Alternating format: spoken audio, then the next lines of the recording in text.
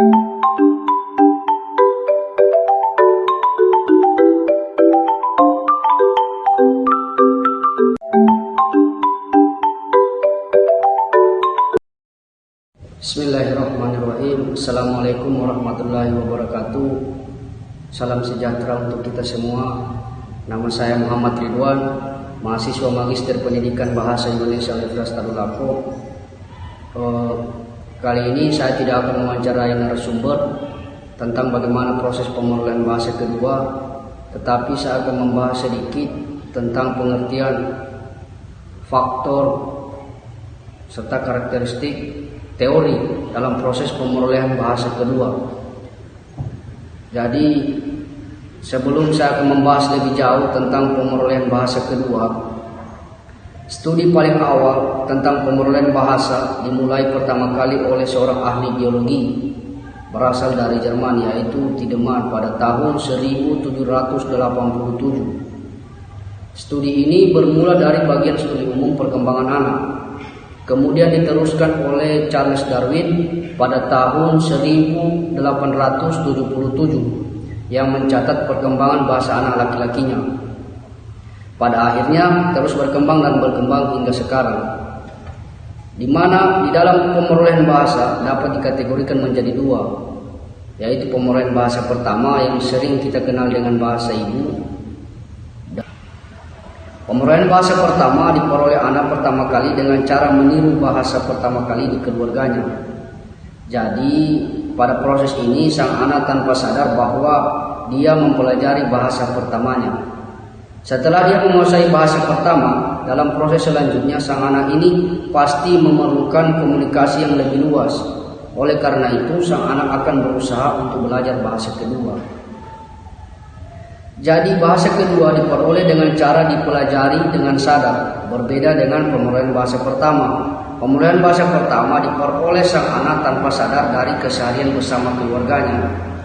Jadi pemerolehan bahasa kedua lebih kepada proses pemahaman bahasa belajar secara sadar. Kalau kita lihat dari pengertiannya menurut Ellis, bahwa bahasa kedua adalah semua bahasa yang dipelajari setelah bahasa pertama atau bahasa ibu. Maksudnya bagaimana? Setelah kita memperoleh bahasa pertama, maka semua bahasa, walaupun bahasanya lebih dari 1, 2, 3, 4, 5 dan seterusnya, maka semua bahasa itu dinamakan bahasa kedua. Jadi bahasa kedua ini adalah bahasa yang dipakai dan digunakan oleh seseorang anak ketika mereka telah memperoleh bahasa pertama.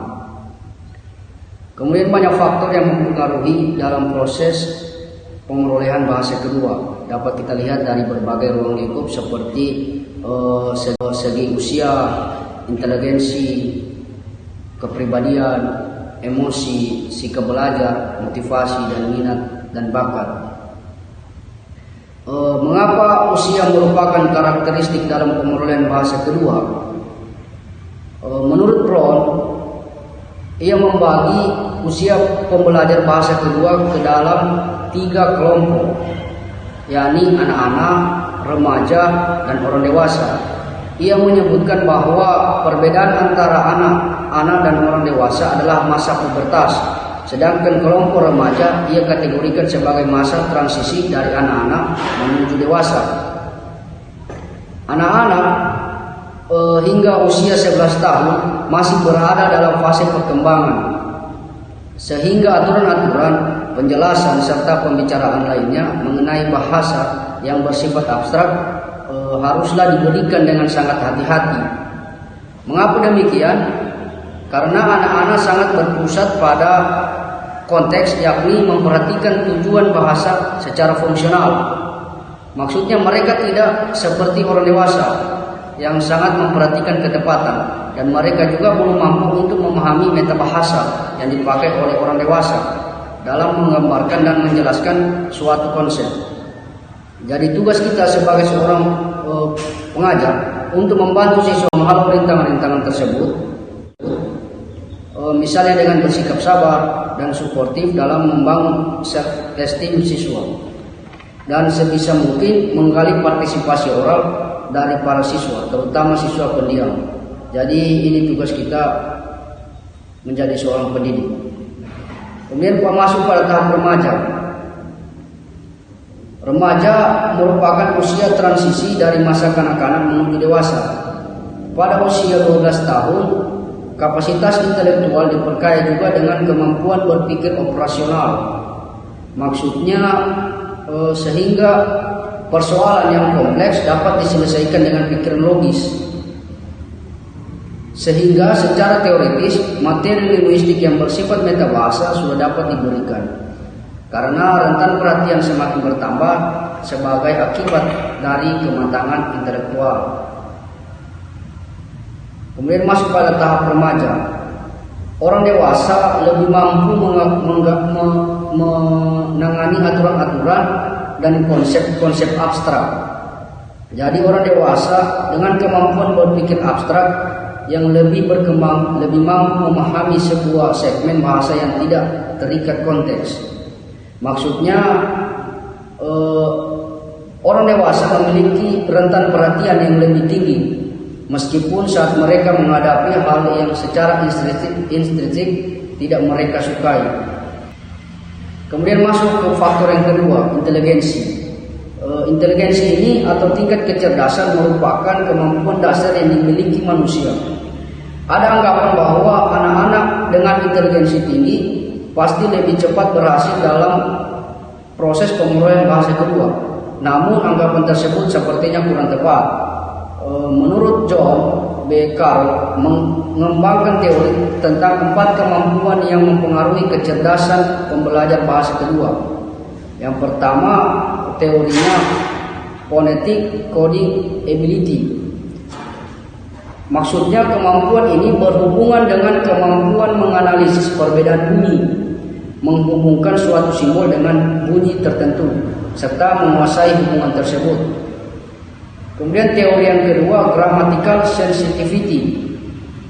Grammatical sensitivity ini adalah kemampuan memahami fungsi gramatikal dari elemen bahasa, kata, frasa, dan lain sebagainya dalam sebuah kalimat tanpa pelatihan atau pembelajaran. Kemudian teori yang ketiga, rote learning ability, adalah kemampuan mempelajari hubungan antara kata-kata di dalam suatu bahasa asing. Teori yang keempat, inductive learning ability, adalah kemampuan untuk menginduksi atau membuktikan aturan atau rumus tertentu dalam struktur gramatikal sebuah bahasa. Kemudian masuk kepada faktor yang ketiga, kepribadian. Menurut Kamus Besar Bahasa Indonesia, berarti cara bertingkah laku yang merupakan ciri khusus seseorang serta hubungan dengan orang lain di lingkungannya. Kepribadian merupakan faktor penentu hasil belajar bahasa kedua. Karena berbeda kepribadian, maka berbeda pula hasil belajarnya. Secara umum, orang menganggap bahwa orang yang memiliki kepribadian terbuka akan lebih cepat dalam pemerolehan bahasa kedua, berbeda dengan orang yang mempunyai kepribadian tertutup. Mengapa demikian? Karena orang yang mempunyai kepribadian tertutup, kepribadiannya lebih dipengaruhi oleh dunia subjektif. Maksudnya orientasinya tertuju ke dalam. Orang yang memiliki kepribadian tertutup ini umumnya memiliki ciri-ciri. Yang pertama, dia lebih mudah diatur atau dididik. Kemudian yang kedua, lebih mendisiplin diri untuk belajar dengan baik. Yang ketiga, lebih suka membuat tugas yang detail, mempunyai kesanggupan untuk berkonsentrasi dan bekerja dengan benda-benda daripada dengan orang lain. Orang yang mempunyai kepribadian tertutup ini menyadari biasanya kurang mempunyai kawan. Hal ini yang menjadi faktor keterlambatan dalam proses pemerolehan bahasa kedua. Kemudian kepribadian terbuka. Kepribadian terbuka ini lebih dipengaruhi oleh dunia objektif. Maksudnya orientasinya tertuju keluar. Pikiran, perasaan, serta tindakan lebih banyak ditentukan oleh lingkungan. Ciri-ciri orang yang mempunyai kepribadian terbuka biasanya melakukan pekerjaan lebih baik jika ada hubungannya dengan orang lain. Kemudian orang yang mempunyai kepribadian terbuka ini kurang dapat mendisiplinkan diri sendiri, lebih populer di sekolah, dan biasanya mereka dipilih sebagai para pemimpin.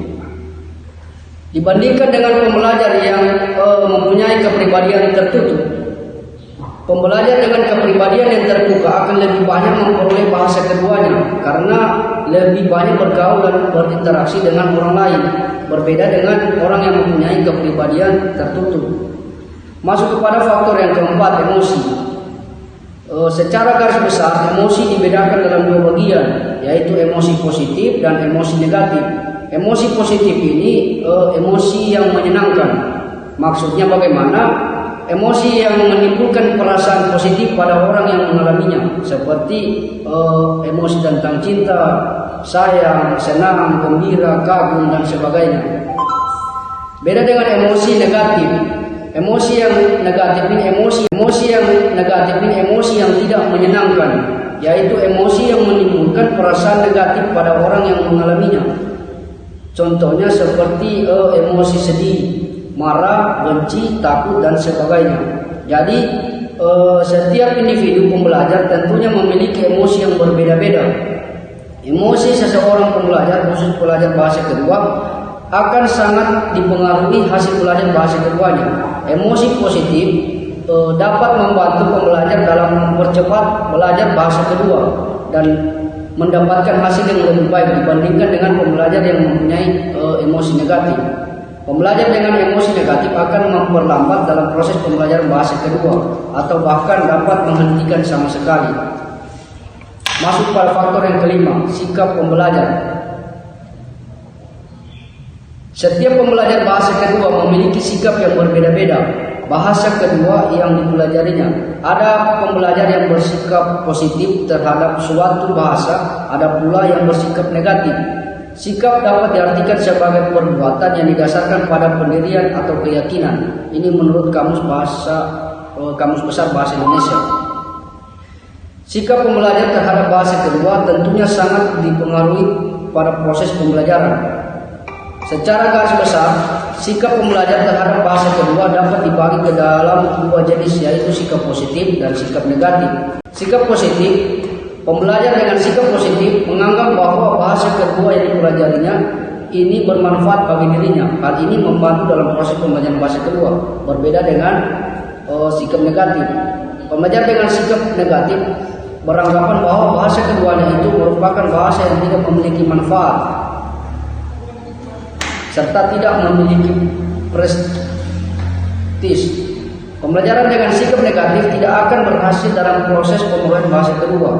Proses pembelajarannya pun cenderung tidak akan berjalan dengan lancar. Faktor yang keenam, motivasi. Motivasi adalah unsur yang sangat penting untuk belajar bahasa kedua. Jika tidak ada motivasi, proses pembelajaran sepertinya akan kurang berhasil. Motivasi merupakan faktor internal yang mempengaruhi perbedaan individu dalam pembelajaran bahasa kedua. Motivasi erat hubungannya dengan prestasi atau pemerolehan belajar. Para pembelajar akan memperoleh prestasi belajar sesuai dengan motivasi yang dia miliki. Jadi motivasi ini sangat mempengaruhi mempercepat pemerolehan bahasa kedua. Kemudian faktor yang terakhir, minat dan bakat. Minat memiliki arti kecenderungan hati yang tinggi terhadap sesuatu, sedangkan bakat adalah dasar kepandaian sifat yang dibawa oleh seorang dari lahir. Seseorang yang memiliki bakat pada bidang kebahasaan tentunya akan memiliki minat pada bidang kebahasaan juga. Bakat seseorang akan sangat membantu dalam keberhasilan pada bidang yang disukai. Namun tanpa bakat pun seseorang mampu berhasil mencapai apapun yang diharapkan pada bidang tertentu, asalkan seseorang itu memiliki keterkaitan atau minat yang tinggi pada bidang tersebut. Contohnya, orang yang memiliki minat belajar bahasa kedua tetapi tidak memiliki bakat, kemampuan pembelajaran bahasa keduanya tentu bisa sama dengan orang yang memiliki bakat. Hanya saja mereka harus belajar lebih keras untuk belajar bahasa. Jadi kesimpulannya bahwa bahasa kedua diperoleh dan dipelajari dengan sadar, sedangkan pemerolehan bahasa pertama diperoleh sang anak tanpa sadar dari keseharian bersama keluarganya. Pemerolehan bahasa kedua lebih kepada proses pemahaman bahasa belajar secara sadar. Jadi sebagai calon guru atau pendidik sebaiknya memahami betul apa dan bagaimana proses pengulangan bahasa kedua, baik yang pertama maupun yang kedua dan lain sebagainya agar dapat memberikan pemahaman kepada muridnya. Sekian yang dapat saya sampaikan, lebih dan kurang yang saya mohon maaf. Wassalamualaikum warahmatullahi wabarakatuh.